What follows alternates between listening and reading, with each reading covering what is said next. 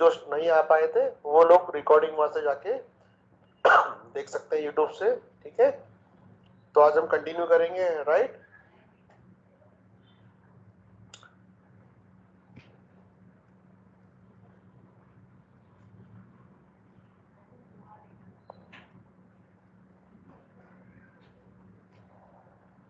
ठीक है, आवाज आ रही है मंदसौर से?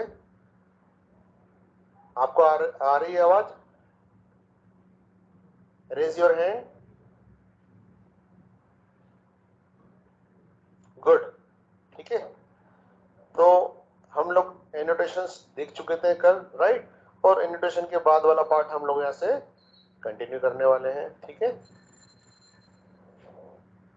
ठीक है, ये नोट्स मैं आपको ऑलरेडी शेयर कर चुका हूँ। आप इसको एक बार पढ़िएगा और इसकी सारी डेफिनेशन को याद करने की कोशिश करिएगा, राइट। और कुछ दिक्कत आती है तो आप यूट्यूब का हमारा वीडियो भी देख सकते हैं, राइट। तो spring boot dependency management, right. तो एडवांटेजेस ऑफ डिपेंडेंसी मैनेजमेंट। ठीक है, तो जैसा कि हम मेवन के पार्ट में कवर कर चुके हैं कि अगर आप इस pom.xml के अंदर, राइट, 1 सेकंड क्लोज करता हूं मैं सारे प्रोजेक्ट, सर्वर को बंद करता हूं। हम लोग देख रहे थे डेमो नाम की एप्लीकेशन के अंदर, राइट। तो डेमो के अंदर है हमारा मेवन प्रोजेक्ट और मेवन के अंदर है हमारा pom.xml। तो जैसा कि हमने यहाँ पर डिपेंडेंसीज को ऐड करा था, राइट। तो जैसे मैं देखता हूँ यहाँ पर एक एग्जांपल लेता हूँ MySQL डिपेंडेंसी को। तो डिपेंडेंसी टैग के अंदर हमने लिखा था यहाँ पर MySQL ग्रुप आईडी और उसका सब पैकेज है MySQL कनेक्टर जावा, और वर्जन लिया हमने यहाँ पर 8.0.13। तो स्प्रिंग बूट बोलता है कि मैं आपको एक सेंट्रलाइज्ड डिपेंडेंसी इंफॉर्मेशन दे रहा हूँ, आप सिर्फ आपकी डिपेंडेंसी को pom.xml के अंदर स्पेसिफाई करिए और उसके वर्जन को भी स्पेसिफाई कर रही है। और अगर आपको लगता है भविष्य में, फ्यूचर में, तो आप उसके वर्जन को चेंज भी कर सकते हो। और ये सारी चीजें मैं आपको रख के दूंगा एक ही पैकेज के अंदर, एक ही फोल्डर के अंदर। It helps when you switch from one version two another version. ठीक है, तो ऑलरेडी हम देख चुके हैं। कहां मिलेगा ये हमको? बताओ, डिपेंडेंसी कहां मिलेगी? सी यूजर्स, बोलो आगे। Very good, very good. Repository हमारा पैकेज हुआ और इसके अंदर हमारा MySQL। वेरी गुड, ठीक है, याद रखना चीजें, ये पूछी जाएगी आपसे इंटरव्यू के अंदर। अब देखिए, मैं जब चाहे वो वाला वर्जन यूज कर सकता हूं। जब मुझे लगता है 8.0.11 तो मैं उसको ले सकता हूँ, 13 ले सकता हूँ, 21 और 21 ले सकता हूँ। आ रहा समझ में? तो जब जब मैं यहाँ पर डिपेंडेंसी को क्या करूंगा, चेंज करूंगा, तो वाली डिपेंडेंसी मेवन क्या करेगा, मुझे ढूंढ के लाके दे देगा। आ रहा समझ में? ठीक है, it's avoid mismatch of different version libraries. तो ये क्या कर रहा है हमारा, मिसमैच भी कर रहा है किसको, आपकी सेम जार फाइल को एक ही जगह इकट्ठी होने से। ठीक है, इनहेरिटिंग स्टार्टर पेरेंट। अब देखिए, हमने पहले क्या होता था, पहले यहाँ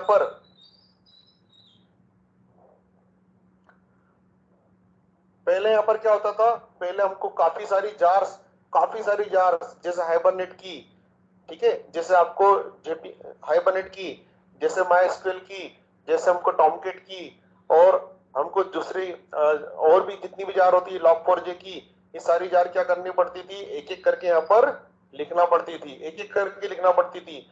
मगर स्प्रिंग बूट बोलता है कि आप सिर्फ लिखो मेरी पेरेंट जार। कौन सी लिखो? मेरी पेरेंट का नाम लिख दो। आप पेरेंट का नाम जैसे आप लिखोगे तो पेरेंट से रिलेटेड जितने भी इसके चाइल्ड होंगे वो सारी चाइल्ड डिपेंडेंसी को मैं लोड करके ले आऊंगा। देखिए, वापस से देखते हैं हम यहाँ पर।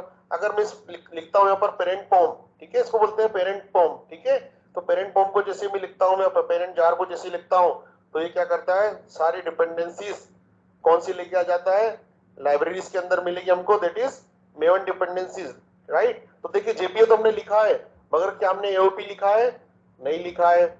आ रहा समझ में? एस्पेक्ट लिखा है हमने? नहीं लिखा है। ये वाली जार हमने लिखी है? नहीं लिखी है। हाइबरनेट कोर क्या हमने लिखी थी? नहीं लिखी थी, राइट। जकार्ता की जार, ये जार, जेबॉस की जार, ये कौन लेके आया है? That is done by the parent pom. ठीक है, ये एंड वेंड स्प्रिंग डेटा। आ रहा समझ में? जितनी भी जार्स ये कौन लेके आ गया है? हमने क्या करा, यहाँ पर सिर्फ एक टैग लिखा है, दैट इज स्टार्टर पेरेंट। और स्टार्टर पेरेंट ने क्या करा, जितनी भी उसकी रिक्वायर्ड चाइल्ड जार थी उन सबको क्या कर दिया है यहाँ पर लेके आ गया, राइट। आ रहा समझ में? तो हमने इतनी सारी डिपेंडेंसी यहाँ पर क्या लिख रखी है फॉर्म डॉट एक्सएमएल के अंदर, नहीं लिख रखी है, फिर भी ये क्या करके आ गया है, ये सारी जार्स को यहाँ पर लेकर आ गया है, राइट। अगर मैं इसको काउंट भी करता हूं, आ रहा है समझ में क्या कर रहे हैं हम लोग?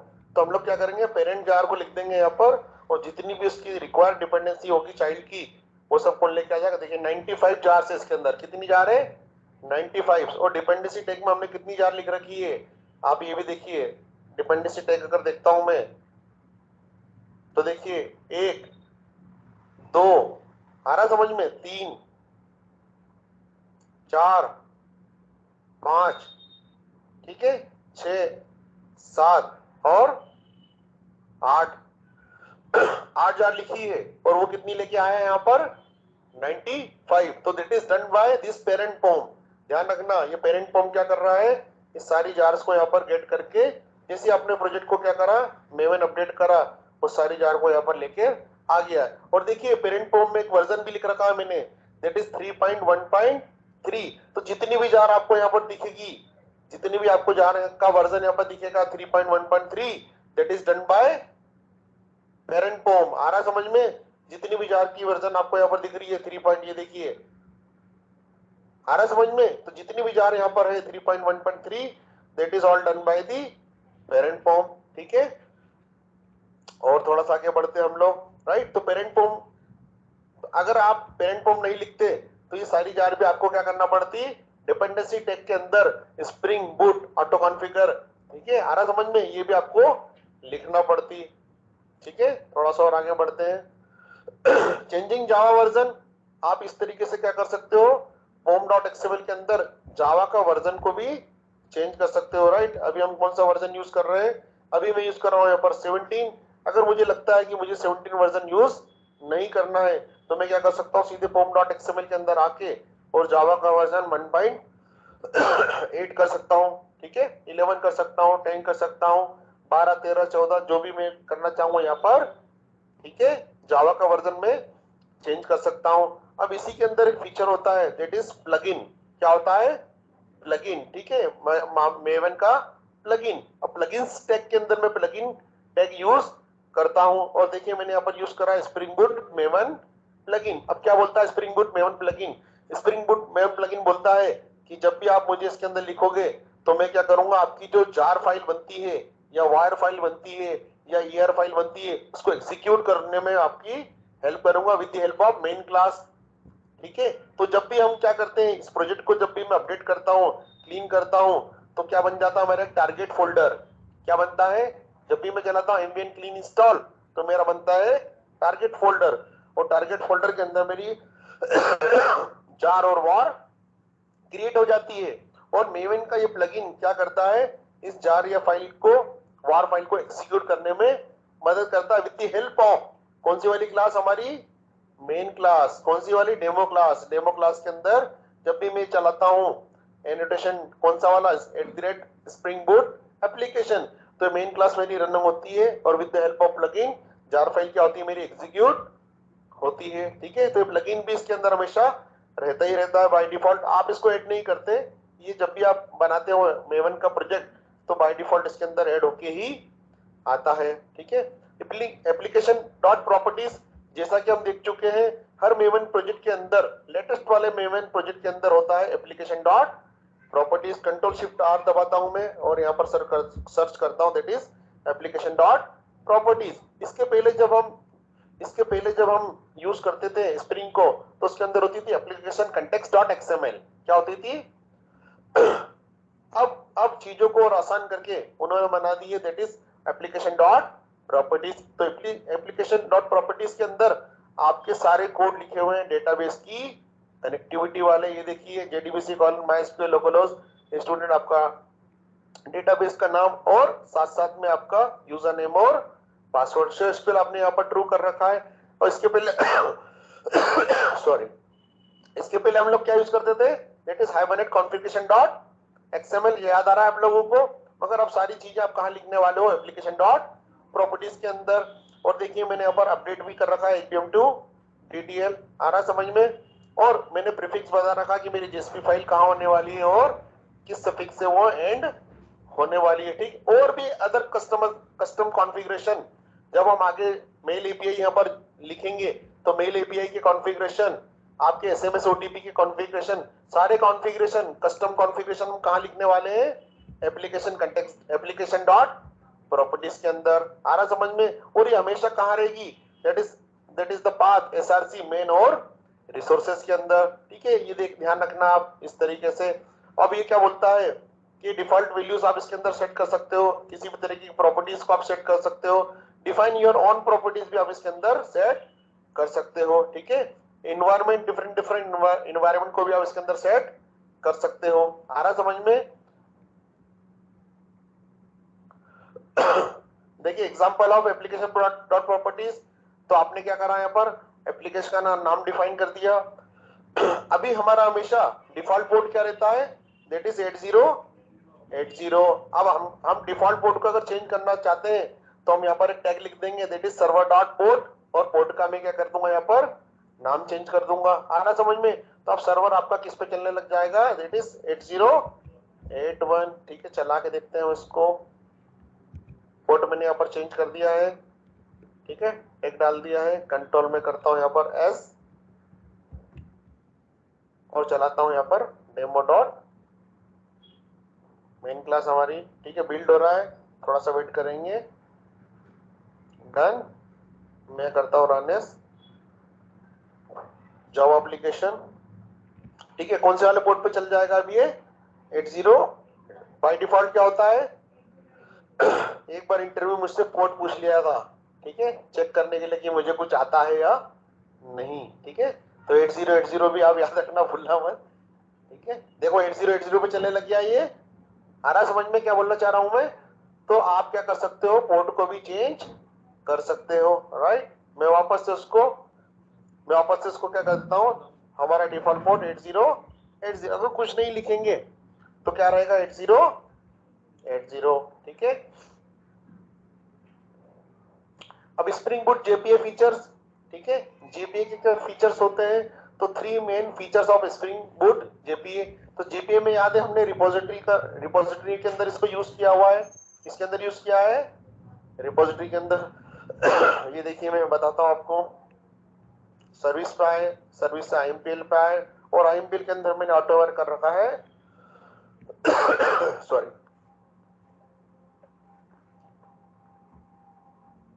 ऑटोवर के अंदर मैंने लिख रखा है दैट इज रिपोजिटरी, और रिपोजिटरी को मैंने किससे एक्सटेंड कर रखा है, इंटरफेस को जेपी रिपोजिटरी। अब देखिए जेपी रिपोजिटरी क्या बोलता है, तो 3 main features of JP repository, no code repository, ठीक है। तो इसका मतलब ये होता है कि जितनी भी आपकी यहाँ पर मेथड्स है, आप इन द शॉर्ट क्या कर सकते हो, उसको यूज कर सकते हो। बाय डिफॉल्ट मेथड्स को आप क्या कर सकते हो, यूज कर सकते हो। रिड्यूस बॉयलर प्लेट कोड, इसका क्या मतलब होता है, रिड्यूस बॉयलर प्लेट कोड का मतलब होता है कि आपको बार बार रिपीटेटिव कोड लिखने की जरूरत नहीं है, आपको कोड को बार बार रिपीट नहीं करना है। आप क्या करोगे, सिंगल लाइन ऑफ कोड लिखोगे और सारी चीजें कौन करके दे देगा आपको, जेपी करके दे देगा, ठीक है। तो आपको क्या कर रहा है, कोड को रिड्यूस कर दिया है। आप एन नंबर ऑफ लाइन जो कोड लिखते थे वो आप कोड आपको नहीं लिखना है। जनरेटेड क्यूरीज, अब जेपी क्या कर सकता है, जेपी समझ जाता है, जेपी समझ जाता है कि आप क्या चाहते हो। तो देखिए यहाँ पर मैंने कुछ कस्टम क्यूरीज बनाई है, देखिए अगर मैं कुछ कस्टम मेथड बनाई है, मैंने कुछ कस्टम क्यूरी बनाई है, तो जेपी बोलता है कि जनरेटेड क्यूरीज, ये खुद से क्या कर देता है, क्यूरी बना देता है। क्या बना देता है, याद है जेडीबीसी में आप खुद से क्यूरी बनाते थे, हाइबरनेट में आप खुद से क्यूरी लिखते थे, क्यूरी क्राइटेरिया लिखते थे आप हाइबरनेट के अंदर। अब जेपी बोलता है कि आप फाइंड बाय से चालू कर दो किसी भी चीज को, फाइंड बाय, और उसके बाद में क्या लिख दो, प्रॉपर्टी लिख दो। फाइंड बाय के बाद में क्या लिख दो, प्रॉपर्टी लिख दो। देखो फाइंड बाय मैंने क्या कर दिया यहाँ पर, फर्स्ट नेम, तो इसके कॉरेस्पॉन्डेंस में क्या करूंगा, क्यूरी को लिख दूंगा खुद से। आ रहा समझ में? जब हम इस मेथड को मैं आपको चला के बताऊंगा, ठीक है। और एलवीएम टू डिटेल हमने क्या कर रखा है, ट्रू, तो जैसे ट्रू कर रहा है तो इसके अगेंस्ट में क्या करेगा, ये खुद से क्यूरी लिख देगा, that is find by first name. मुझे क्यूरी भी लिखने की अब जरूरत नहीं है, that is the most advance feature of JPA. आ रहा समझ में? तो जनरेटेड क्यूरी कर देगा, डेटाबेस की क्यूरी खुद से ही लिख देगा, बस आपको क्यूरी लिखने का तरीका पता होना चाहिए। तो find by first name, find by last name, जो भी आपकी मॉडल क्लास के अंदर लिखा है, देखिए फर्स्ट नेम लिखा है तो फर्स्ट नेम, लास्ट नेम लिखा है तो लास्ट नेम, ईमेल आईडी लिखा है तो आपको यही वाला ईमेल आईडी वहां पर लेना है, नहीं तो प्रॉपर्टी क्या होगी, मिसमैच हो जाएगी। पहला अक्षर इसका देखना कैपिटल आएगा, ये भी ध्यान रखना आप। मॉडल के अंदर क्या लिख रखा है, फर्स्ट नेम स्मॉल में एफ नेम, दिख रहा है आप लोगों को, और आपको यहाँ पर क्या करना पड़ेगा, फर्स्ट नेम कैपिटल लेना पड़ेगा, ये थोड़ा सा ध्यान रखना। गेट करने के लिए बोलता है कि गेट ऑल के बाद में आप क्या कर दो, आपकी क्लास का नाम लिख दो। आ रहा समझ में? तो ये क्या करेगा, गेट ऑल कर देगा। देखिए get student by first name, आप इस क्यूरी के साथ में भी इसका यूज कर सकते हो। ठीक है, तो ये मोस्ट, ये नो कोड रिपोजिटरी, ठीक है, रिड्यूस बॉयलर प्लेट कोड और generated query done by the JPA. ठीक है, अब इसी तरीके से होती है हमारे पास में CRUD रिपोजिटरी। एक हमारे पास में क्या होती है, CRUD रिपोजिटरी, राइट। तो CRUD रिपोजिटरी क्या करता है उसको भी देखते हैं हम लोग।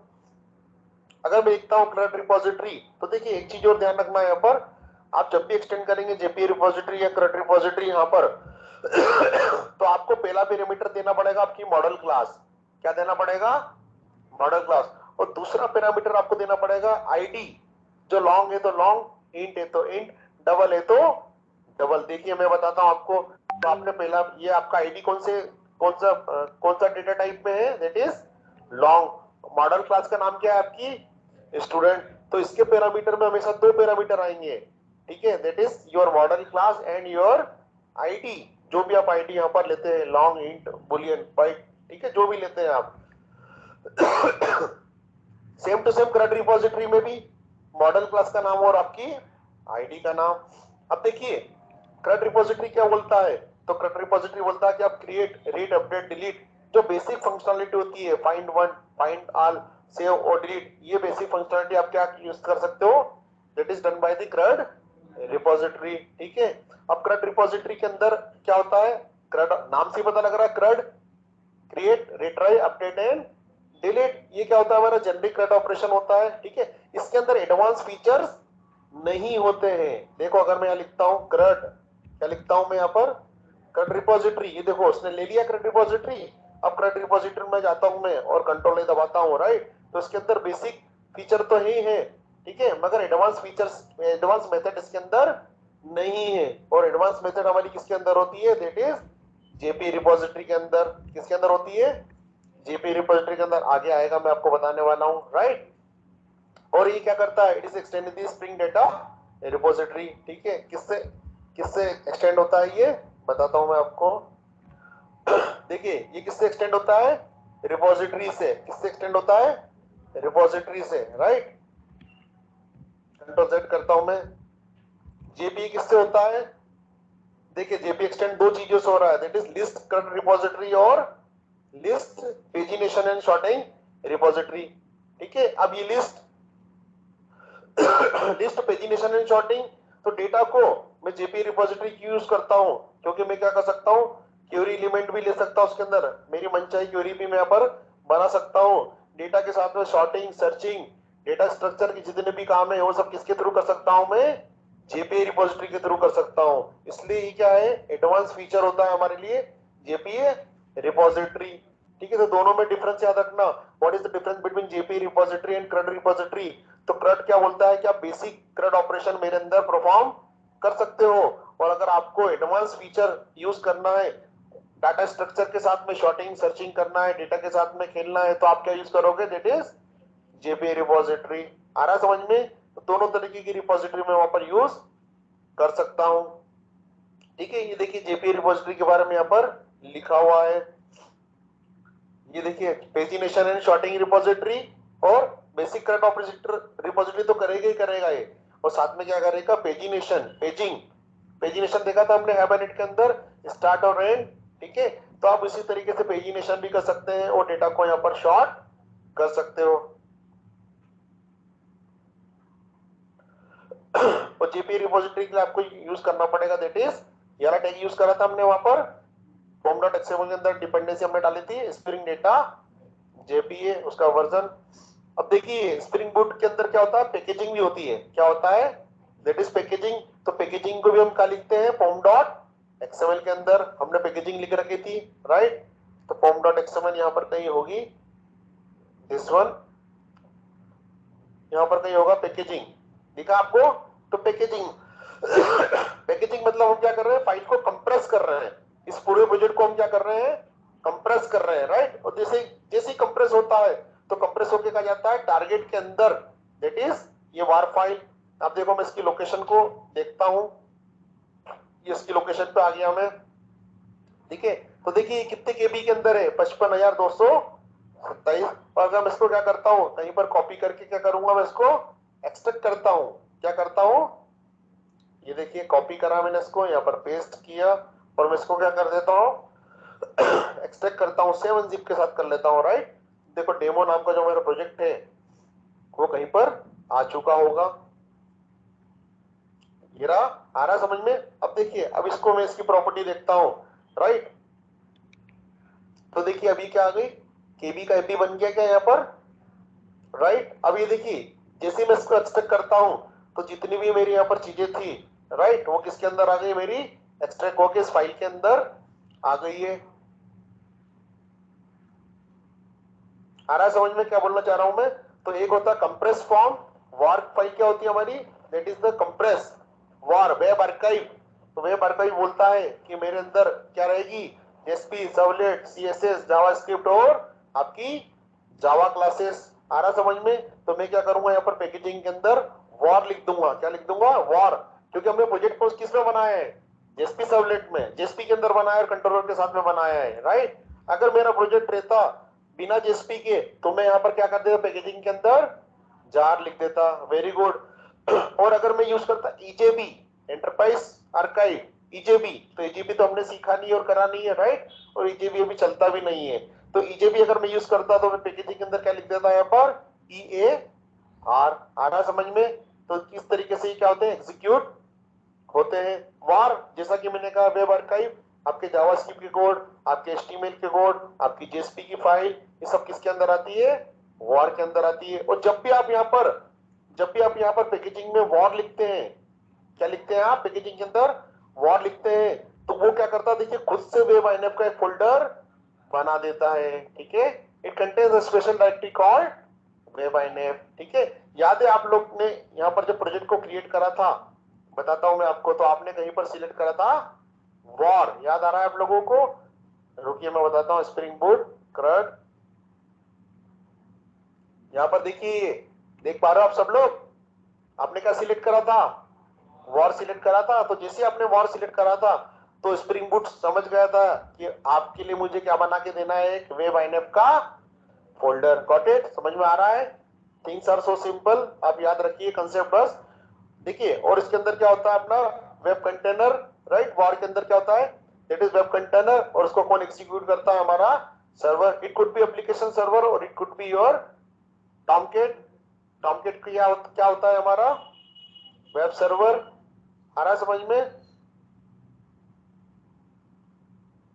जार फाइल, अगेन अगर पैकेजिंग के अंदर आप जार लिख दोगे तो आप क्या करोगे, उसको एग्जीक्यूट करने के लिए आपकी जो मेन क्लास है उसको चला के आप इसको क्या कर सकते हो, एग्जीक्यूट कर सकते हो, राइट।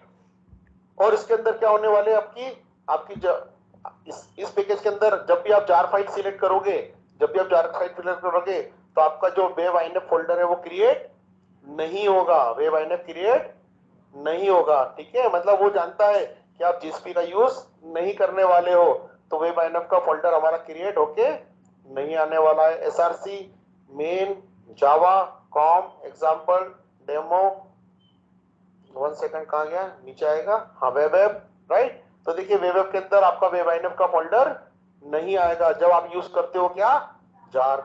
और ER हम लोग नहीं देख रहे हैं इसलिए ER का, बट एंटरप्राइज याद रखना आप, एंटरप्राइज आर्काइव, और इट कंटेन्स EJP फाइल्स। कौन सी फाइल होती है इसके अंदर, एंटरप्राइज जावा मेन, ठीक है। अब एपीआईज आपको बताना था, राइट। आपका क्वेश्चन है एपीआईज, ठीक है। तो एपीआईज क्या होता है मैं बताता हूं आपको, राइट। तो हम लोग क्या करते हैं, छोटी छोटी सी एपीआईज बनाते हैं कंट्रोल क्लास के अंदर। किसके अंदर बनाते हैं, कंट्रोलर क्लास के अंदर। तो जितने भी कॉल्स आपके आएंगे, आपके कॉल आ सकते हैं किसी जेएसपी फाइल से, किसी जेएसपी फाइल के साथ में, या आपके कॉल आ सकते हैं किसी पोस्टमैन के थ्रू, एपीआई के थ्रू। अब वो एपीआई हो सकती है आपकी एंड्रॉइड मोबाइल, एपीआई हो सकती है आपकी आईओएस मोबाइल, आपका कोई लैपटॉप हुआ, मैकिंटोश का हुआ, ठीक है, लिनक्स का हुआ। तो कहीं से भी अगर आपके एपीआई के कॉल आते हैं, छोटी छोटी एपीआई के कॉल आते हैं, तो हम लोग क्या करते हैं, यूजिंग रेस्ट एपीआई, ठीक है। अभी तो हमने ये देखा स्प्रिंग बूट का प्रोग्राम, ये क्या है भी हमारा स्प्रिंग बूट है। अब स्प्रिंग बूट में हम एक और प्रोग्राम, एक और प्रोजेक्ट बनाएंगे आने वाले समय में, that is spring boot with rest API. किसके साथ में बनाएंगे हम लोग, रेस्ट एपीआई। तो देखिए रेस्ट एपीआई में हम क्या करेंगे, फिर से अगेन हम कहा जाएंगे स्प्रिंग इनिशियलाइजर में, किस पे जाएंगे, स्प्रिंग इनिशियलाइजर में। और हम यहाँ पर क्या करेंगे, इन डिपेंडेंसीज को ऐड करके और प्रोजेक्ट को क्या करेंगे, जनरेट करेंगे। प्रोजेक्ट डाउनलोड हो जाएगा, प्रोजेक्ट को हम क्या करेंगे, इंपोर्ट कर लेंगे। अब देखिए, अब एपीआई को हम कॉल करने के लिए क्या करेंगे, अभी तो हम क्या कर रहे थे, अभी हम यूज कर रहे थे जेएसपी। क्या यूज कर रहे थे, तो जेएसपी से क्या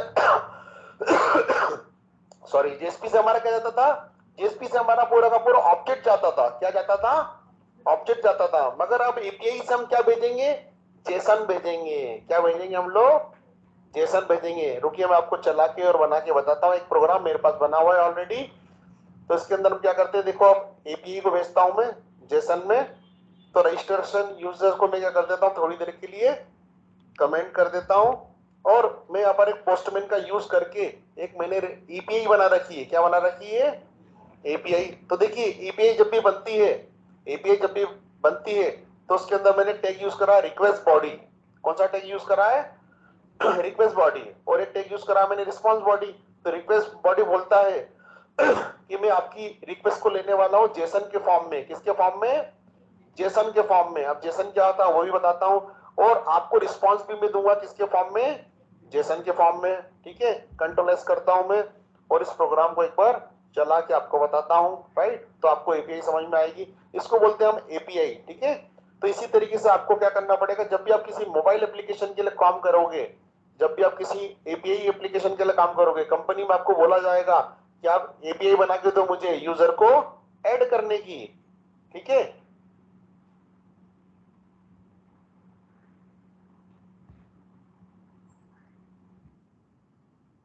यूजर को ऐड करने की, तो आप क्या बनाओगे, एपीआई। पर आप उसको टेस्ट कैसे करोगे, तो टेस्ट करने के लिए अभी मार्केट के अंदर दो चीजें चल रही है। फर्स्ट वन इज, क्या चल रही है आपकी, पोस्टमैन, और दूसरा चलता है हमारा स्वेगर यूआई। क्या चलता है, स्वेगर यूआई। और दोनों चीज यही करती है, एपीआई को टेस्टिंग करने के लिए हम लोग क्या यूज करते हैं, स्वेगर यूआई और पोस्टमैन, ठीक है। तो देखिए अब इस मेथड को अगर मुझे कॉल करना है, इस मेथड को मुझे क्या करना है, कॉल करना है। ये एपीआई बन गई हमारी, क्या बन गई अब ये, एप्लीकेशन प्रोग्रामिंग इंटरफेस। क्या बन गया ये, अब कॉल, अब रिक्वेस्ट कहां से आएगी, पोस्टमैन के थ्रू आएगी। कहां से आएगी, पोस्टमैन के थ्रू आएगी, राइट। तो 8080, और हमारा यहाँ पर एपीआई का कॉल क्या है पोस्ट मैपिंग में, होम। क्या है, होम। अब इसके अंदर क्या क्या ऑब्जेक्ट है, स्टूडेंट डिटेल के अंदर फर्स्ट नेम, लास्ट नेम और ईमेल आईडी। आईडी को तो हमेशा हम क्या करते हैं, ऑटो जनरेटेड करते ही करते हैं, राइट। अब देखो मैं डेटाबेस में जाता हूं, और स्टूडेंट्स नाम का जो मेरा स्कीमा है उसके अंदर एक टेबल है, that is called student. Student को मैं क्या करता हूं, सिलेक्ट करता हूं। कितना डेटा अभी है मेरे पास, 34। अब मैं यहां से कॉल भेजूंगा, किसके फॉर्म में भेजूंगा, जेसन के फॉर्म में। तो देखिए मैंने यहाँ पर क्या लिख रखा है, मैं जाऊंगा यहाँ पर परम के अंदर, परम के बाद में जाऊंगा मैं बॉडी के अंदर, और बॉडी के अंदर में जाऊंगा रॉ के अंदर, और रॉ के अंदर में जाके क्या करूंगा, जेसन को सिलेक्ट कर लूंगा, जेसन को सिलेक्ट कर लूंगा। और देखिए फर्स्ट नेम में भेजा मैंने यहाँ पर से जावा, फर्स्ट नेम को कर देता हूं मैं थोड़ा सा, ठीक, हमारा फेवरेट माइकल, और माइकल का सरनेम मुझे नहीं पता है, फिर भी मैं खान डाल देता हूं, राइट। और यहाँ पर मैंने डाल दिया मेरा ईमेल आईडी, क्योंकि उसको तो पता ही नहीं कि ईमेल आईडी क्या होता है, राइट। तो ये हो गया जेसन का फॉर्मेट। क्या हो गया है बेटा ये, अब जेसन का फॉर्मेट चेक करना हो तो आप गूगल पे जाके लिखेंगे जेसन फॉर्मेटर, ठीक है। और जैसे जेसन फॉर्मेटर लिखोगे तो बहुत सारी वेबसाइट आपके पास आने वाली है।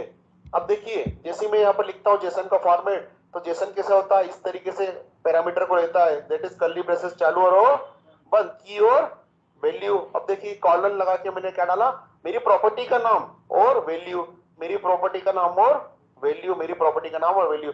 अब चेक करने के लिए मैं क्या दबा दूंगा ऐसे प्रोसेस, और देखो उसने बोल दिया है ये वैलिड जेसन का डेटा है, ये जेसन कहलाता है, ध्यान रखना क्या कहलाता है, ये जेसन कहलाता है। अब देखो जेसन को मैं ऐसे क्या कर दूंगा, पोस्ट कर दूंगा, क्या कर दूंगा ऐसे, सेंड कर दूंगा। मेथड कौन सी है मेरी, पोस्ट है। देखो मेथड यहाँ पर क्या है, पोस्ट मैपिंग, तो मेथड क्या है मेरी यहाँ पर, पोस्ट। तो मुझे भी यहाँ क्या सिलेक्ट करना पड़ेगा, पोस्ट। गेट होगी तो क्या करूंगा मैं, गेट, पुट, ठीक है, पैच, डिलीट, हेड, इतने सारे ऑप्शंस देता है। अब देखो मैं यहाँ पर इसको करूंगा सेंड, तो सेंड करने पे भी मुझे क्या रिक्वेस्ट, क्या क्या डेटा किस फॉर्म में आएगा, जेसन के फॉर्म में, that is student DTO dot first name. तो फर्स्ट नेम में क्या डाल रखा है मैंने, माइकल। तो जैसे मैं रिक्वेस्ट को सबमिट करूंगा, इस एपीआई को सबमिट करूंगा, तो क्या रिस्पांस आ जाएगा मुझे डेटाबेस से, माइकल का फर्स्ट नेम, और डेटाबेस के अंदर क्या होगा, ये जेसन जाके पूरा का पूरा सेव होने वाला है। मैं दबाता हूं क्लिक, राइट, तो देखिए इसने मेरे को रिस्पांस दे दिया है। आ रहा समझ में। अब डेटाबेस के अंदर एक 35 नंबर की रो आ चुकी होगी जिसका नाम होगा माइकल खान और मेरा ईमेल आईडी। आ रहा समझ में। तो अब आपको डेटा, आपको जेएसपी से भेजने की जरूरत नहीं है। अब आप मोबाइल एप्लीकेशन में अगर कोई काम कर रहा है तो वो क्या करेगा, इस यूआरएल को हिट करेगा, किसको, इसको, और पैरामीटर वहां से क्या भेजेगा, ये वाले पैरामीटर भेजेगा जेसन के फॉर्म में। आ रहा समझ में क्या बोलना चाह रहा हूं मैं। इसी तरीके से आप क्या यूज कर सकते हो, जेसन के साथ में एक्सएमएल भी यूज कर सकते हो, टेक्स्ट भी यूज कर सकते हो, जावास्क्रिप्ट भी यूज कर सकते हो। आपकी जो प्रोजेक्ट की रिक्वायरमेंट है, मगर जनरली मार्केट के अंदर क्या चल रहा है, जेसन। तो सारी रिक्वेस्ट जेसन के अंदर आएगी और सारा रिस्पांस किस में जाने वाला है, जेसन के अंदर जाने वाला है। आ रहा है समझ में, ठीक है। तो इसको बोलते हैं एपीआई, क्या बोलते हैं इसको। अभी हमने क्या करी यहाँ पर, होम कॉल करी, कौन सी कॉल करी है मैंने यहाँ पर, होम। अब इसी तरीके से मैं रिक्वेस्ट बॉडी और रिस्पांस बॉडी लगा के लिस्ट को भी कॉल कर सकता हूँ। आ रहा समझ में, सर्च को भी कॉल कर सकता हूँ, फाइंड बाय नेम भी कर सकता हूँ, डिलीट भी कर सकता हूँ, ठीक है। इस तरीके से मैं क्या कर सकता हूँ, इसको एपीआई में क्रिएट कर लूंगा मैं, राइट। मगर इसके लिए मैंने एक अलग से एक सेशन रखा है और अलग से एक मैंने क्या कर रखा है, एक प्रोजेक्ट बना रखा है। तो आने वाले टाइम में हम क्या करेंगे, जब स्प्रिंग बूट हमारा फिनिश हो जाएगा, तो देखिए मैंने यहाँ पर, ये देखिए रेस्ट एपीआई के लिए मैंने क्या कर रखा है, यहाँ पर ऑलरेडी प्रोग्राम और प्रोजेक्ट बना रखे हैं। देखिए होम, जैसे मैं होम कॉल करूंगा तो this is my home page आएगा। ये छोटी छोटी सी एपीआई बना दी मैंने, एड बुक। तो देखिए जेसन के अंदर मैंने क्या भेजा, यहाँ पर डेटा भेजा, और ये देखो मेरे को रिस्पांस यहाँ पर मिल गया है, और ये कि ये मेरा डेटाबेस में जाके सेव हो गया है। तो एपीआई के लिए मैंने अलग से प्रोजेक्ट एक डॉक बना रखा है, राइट। उसको हम स्प्रिंग बूट के बाद में देखने वाले हैं, ठीक है। आ रहा समझ में। इस लेक्चर को भी आप देखिएगा बार बार, और स्प्रिंग बूट के जितने भी लेक्चर है आप उसको बार बार सुनिए और देखिए, ठीक है। Done for the day. और कल हम देखेंगे, राइट, ये डॉक हो गया हमारा। कल हम देखेंगे इंटीग्रेशन, राइट। तो कल हम log4j, ठीक है, एक होता है हमारे पास एक फीचर होता है दैट इज log4j। तो log4j को मैं क्या करूंगा, स्प्रिंग बूट के साथ में इंटीग्रेट करके आपको बताने वाला हूं। और ये क्या होता है log4j, आप हमेशा यहाँ पर लिखते हैं system dot out dot println. तो system dot out dot println आपको यहाँ तो दिखता ही दिखता है, मगर साथ में क्या होता है, मेमोरी के अंदर भी एक जगह बना लेता है, घेर लेता है, राइट। मगर जब भी आपने मान लो आपका प्रोजेक्ट है 10,000 लाइन का, और आपने 2,000 3,000 बार लिख दिया system dot out dot println, तो वो क्या करेगा, सारी आपकी मेमोरी को खाने वाला है, घेरने वाला है, आपके परफॉर्मेंस को क्या कर देगा, प्रोजेक्ट के परफॉर्मेंस को स्लो कर देगा, राइट। तो उसके लिए जावा बोलता है कि मैं आपको देता हूं log4j, आप log4j का यूज करो और आपके पूरे प्रोजेक्ट को ट्रैक कर लो, कहां पर क्या वेरिएबल में वैल्यूज आ रही है, कहां पर एरर आ रहा है, और कहां पर आपका प्रोजेक्ट का बिहेव ठीक से नहीं चल रहा है, राइट। आ रहा है समझ में। तो उसके लिए हम यूज करते हैं log4j। तो कल हम इसको इंटीग्रेट करेंगे हमारे प्रोजेक्ट के साथ में, राइट। एपीआई आया समझ में आपको, राइट। तो मोबाइल से, किसी लैपटॉप से, कहीं पर से भी आप उस छोटी छोटी एपीआई को कॉल कर सकते हो, रिक्वेस्ट भेज सकते हो, और आपको क्या मिलने वाला, वहां से रिस्पांस मिलने वाला है, राइट।